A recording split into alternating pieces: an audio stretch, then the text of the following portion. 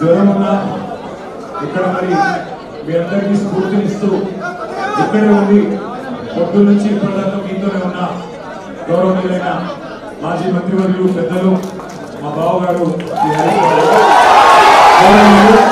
శాసన మండలిలో ప్రతిపక్ష నాయకులు పెద్దలు మాన్యులు నరసింహాచారి గారు, గౌరవనీయులైన ఎమ్మెల్యేలు, గౌరవనీయులైన ఎమ్మెల్సీలు, గౌరవ ఎంపీలు, అదేవిధంగా గౌరవనీయులైన వివిధ నియోజకవర్గాల ఇన్ఛార్జీలు, అదేవిధంగా ఈరోజు మరి చాలా చాలా ప్రాంతాల నుంచి తరలి వచ్చిన మా అన్నదమ్ములకు, మా ఆడపిల్లలకు, అందరికీ సిరిసిల్ల నుంచి కూడా వచ్చిన మా అందరికీ కూడా హృదయపూర్వకంగా నమస్కారం. మా మీడియా మిత్రులకు కూడా కొంత అసౌకర్యం కలుగుతున్నా అప్పటి నుంచి పొద్దు నుంచి చాలా ఓపికగా ఉన్నందుకు మీడియా మిత్రులకు కూడా నమస్కారం, ధన్యవాదాలు.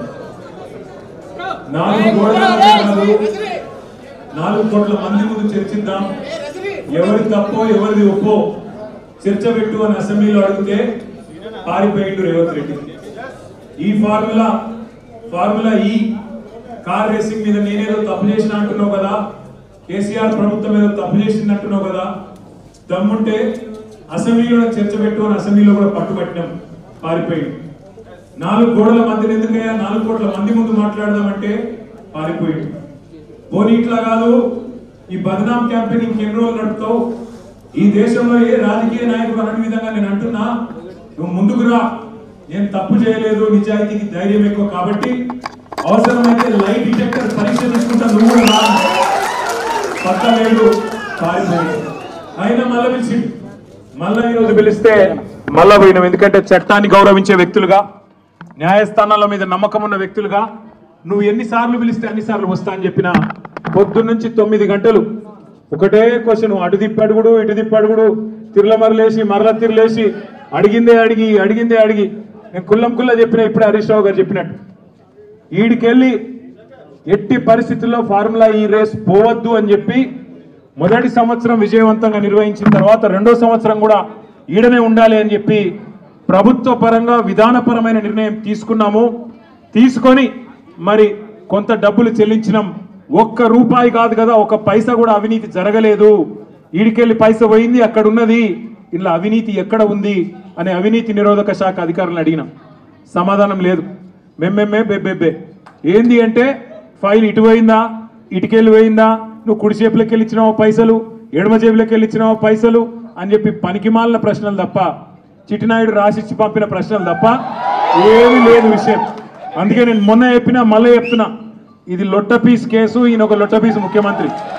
ఏది కాదు, వీళ్ళతోని ఏం చేయరాదు, పరిపాలన చేత కాదు, ప్రజలకిచ్చిన హామీలు నెరవేర్చే దమ్ము లేదు.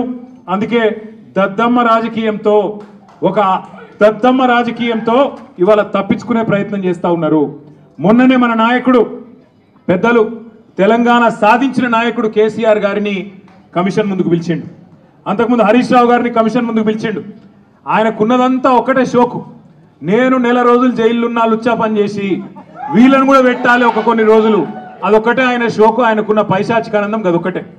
సాడిస్టులు ఉంటారు చూడు కొంతమంది, నాకు దక్కంది ఎవరికి దక్కద్దు అన్నట్టు, నాకు జరిగింది నీకు కూడా జరగాలన్నట్టు ఆయన ఎట్టి పరిస్థితిలో కొన్ని రోజులు జైల్లో పెడదామన్నది ఆయన షోకు. అందుకే నేను ఇలా అధికారులకు కూడా చెప్పిన, మీకు పైకి వెళ్ళి రావచ్చు ఆదేశాలు, ఇప్పటికే దబ్బన వస్తే పెడితే పెట్టుకోర్ర పోయి ఏముంది, మీరు పంపితే కూడా 15 రోజులు పోయేస్తా, ఏమున్నది, మంచిగా రెస్ట్ తీసుకొని వస్తా అని చెప్పిన. ఇప్పుడు కూడా మళ్ళీ చెప్తున్నా, తప్పు చేయలేదు, తలదించుకునే పని ఎంత మాత్రం చేయలేదు. తెలంగాణ ప్రతిష్టను పెంచే పని చేసినాం, తెలంగాణ ప్రతిష్టను ఆకాశం స్థాయికి తీసుకుపోయే పని చేసినాం తప్ప తప్పు చేయలేదు. అది కాళేశ్వరం ప్రాజెక్టు కావచ్చు, ఫార్ములా ఈ కావచ్చు, ప్రపంచంలోనే అతిపెద్ద లిఫ్ట్ ఇరిగేషన్ ప్రాజెక్టు కాళేశ్వరం. అందులో చేయని తప్పుకు ఇవాళ కేసీఆర్ గారిని, హరీష్ రావు గారిని పిలిచి వాళ్ళని అక్కడ ఇబ్బంది పెట్టే ప్రయత్నం, మన నాయకులు కార్యకర్తల ఆత్మస్థైర్యం దెబ్బతీసే ప్రయత్నం అక్కడ కమిషన్ ముందు. ఇక్కడ ఏసీబీ అని పెట్టి మరి ఇక్కడేదో జరిగిపోయిందని చెప్పి ఏ కరప్షన్ జరగని ఒక కేసులో యాంటీ కరప్షన్ బ్యూరోని ఇన్వాల్వ్ చేసి మా ఆర్ఎస్ ప్రవీణ్ అని చెప్పిండు, నా చరిత్రలో ఇంతకంటే తుపేల్ కేసును ఎప్పుడు చూడలే, 26 ఏళ్ళు ఐపీఎస్ అధికారిగా పనిచేసిన ఇంతకంటే తుపేల్ కేసు నా జీవితంలో చూడలేదని చెప్పి వారు కూడా చెప్పినారు. అంటే ఇట్లాంటి కేసులు పెట్టి ఏదో సాధిస్తాను రేవంత్ రెడ్డి గారు అనుకుంటున్నాడు. నేను రేవంత్ రెడ్డికి చెప్పేది ఒకటే, నా మీద ఇప్పటికే 14 కేసులు పెట్టినావు, ఇంకో 1400 కేసులు పెట్టుకో, అవసరమైతే జైల్లో పెట్టుకో, ఏమన్నా చేసుకో, భయపడేది లేదు. తెలంగాణ కోసం ఆనాడు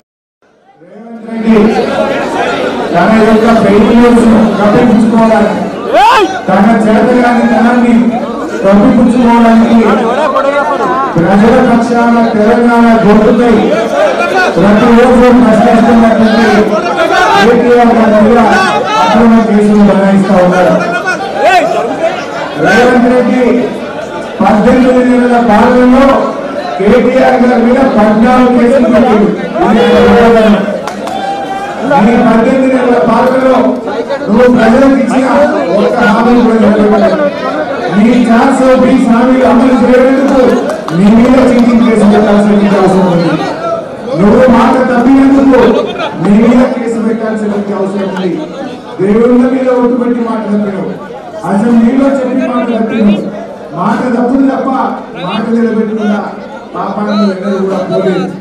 కేటీఆర్ గారు ఈ రాష్ట్రం యొక్క గౌరవాన్ని పెంచే విధంగా మొత్తం ఇండియాలో అనేక రాష్ట్రాలు మాకు ఈ కార్ రేసింగ్ కావాలంటే మాకు కావాలని పోటీ పెడితే తన శక్తి యుక్తులను ఉపయోగించి హైదరాబాద్ కు ఈ కార్ రేసింగ్ తెచ్చి మన రాష్ట్రం యొక్క గౌరవాన్ని అంతర్జాతీయ స్థాయిలో రేవంత్ రెడ్డి నువ్వు ఎవరు నిర్వహించము అన్నా, ఎవరు ఏ రాష్ట్రం కూడా అడ్డాల పోటీలు నిర్వహించము అన్నారు, ఎవరు బాగుంటున్నారు.